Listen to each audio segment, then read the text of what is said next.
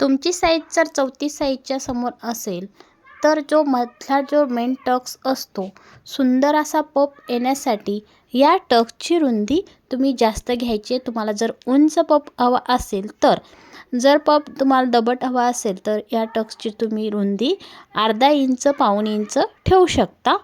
परंतु लहान मापासाठी या टक्सची रुंदी तुम्ही नेहमी कमी ठेवायची, अर्धा इंच. अशा प्रकारच्या साड्या जर फॉल करायला आल्या तर डिझाईनच्या कोपऱ्यापासून सरळ फॉल लावत घ्यायचा आहे झिगझॅगमध्ये.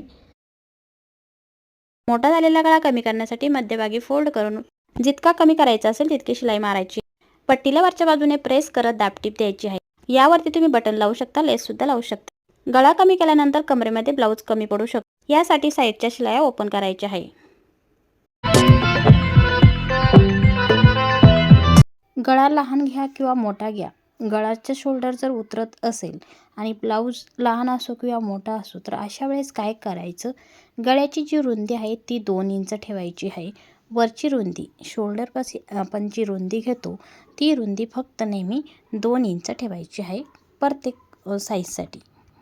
बाहीचं माप टाकता येत नसेल तर डायरेक्ट बाही टाकून बाही कटिंग करायची. अर्धा इंच शिलाई मार्जिनसाठी सोडायची.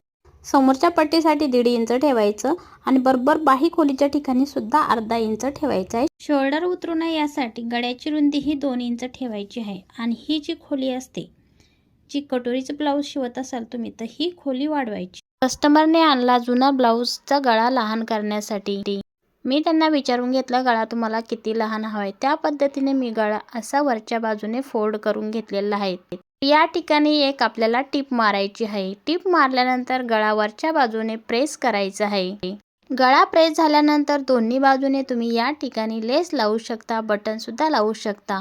नंतर ब्लाऊज कमरेमध्ये फिट होईल यासाठी बाजूच्या शिलाया ओपन करून घ्यायच्या आहे. फॉलची हात शिलाई करताना सिंगल धागा ओवायचा आहे. तुम्हाला पाहिजे त्या अंतरावर तुम्ही टाके देऊ शकता. तर टाके देऊन झाल्यानंतर ज्यावेळेस आपण सुई ओढतो त्यावेळेस जिथून आपण सुरुवात केली होती त्या ठिकाणी आपल्याला एक बोट ठेवायचे आणि धागा ओढायचा आहे. शोल्डरचा मागचा आणि समोरचा भाग जोडायच्या अगोदर दोन्ही कोपरे असे धरायचे आणि ते ओढायचे, म्हणजे ही उंची बरोबर यायला हवी शोल्डर जोडायच्या अगोदर.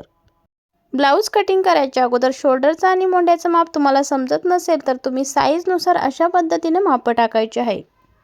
मला गळा थोडासा असा तिरपा दिसला पाहिजे इकडे, तर गळा उतरणार नाही तुमचा.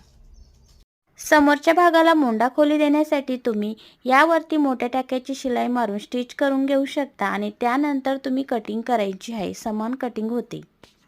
साध्या शिलाई मारायच्या मशीनवरती बटन लावा अगदी सहजपणे. चॉकने मार्क करून घ्यायचे. बटनची साईज बघायची. साईजनुसार आपल्याला शिलाई सेट करायची आहे.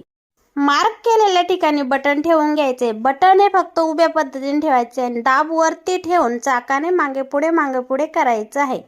बटन उभेच ठेवायचे, एवढी गोष्ट लक्षात ठेवा. पहिला कपडा कमी पडत असेल तर आपण कटिंग केलेला फॅब्रिक हे समोरच्या साईडला व्यवस्थित आकारात हा लावून द्यायचा. मागच्या भागापेक्षा समोरच्या मोंड्याला अर्धा इंचने खोली द्यायची आहे. यामुळे बाहीला आणि मोंड्याला जोड पडत नाही. गळा छान सेटअप होण्यासाठी ज्या ठिकाणी गोलवा आकार असतो गळ्याचा त्या ठिकाणी असं ओढतं घ्यायचं एक हाताने आणि बारीक टाक्याची शिलाई मारायची. गळा पसरट होत नाही. अस्तर जोडताना पहिले गळ्याच्या बाजूने सुरुवात करायची. कपडा बरोबर हाताने प्रेस करत पूर्ण जोडून घ्यायचा असतो. ज्या ठिकाणून आपण टक्स मारलेले आहेत त्याचा 6 इंचाची कटोरी असेल तर 3 इंच तिरपा घ्यायचे आणि अशी क्रॉसपट्टी ही जोडून घ्यायची आहे. कटोरीला टक्स मारायच्या अगोदर मध्यभागी एक शिलाई घ्यायची आहे. सरसरता कापड असेल तर टक्स मारल्यानंतर तो फॅब्रिक सेट होत नाही, त्यामुळे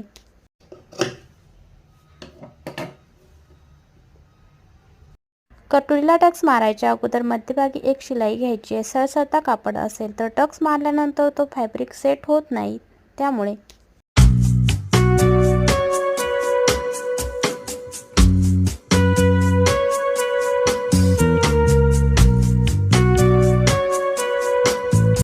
दोऱ्याचा गुंता होऊ नये म्हणून ज्यावेळेस तुम्ही फॉलची हात शिलाई करता त्यावेळेस मागच्या साईडच्या दोऱ्यावरती असं बोट ठेवून ओढायचा. पट्टी जोडताना नेहमी अशी सरळ न जोडता थोडीशी अशी तिरपी जोडायची वरती. म्हणजे काय होतं, जेव्हा आपण ब्लाऊज घालतो, ब्लाऊज घातल्यानंतर या बाजूला थोडंसं खाली खेचलं जातं आणि या ठिकाणी बाहीला वरती इथं झोळ पडत नाही. करायचा. तुम्ही 2 बोटाच्या सहाय्याने सुद्धा आकार देऊ शकता. असा असा. हे झालं.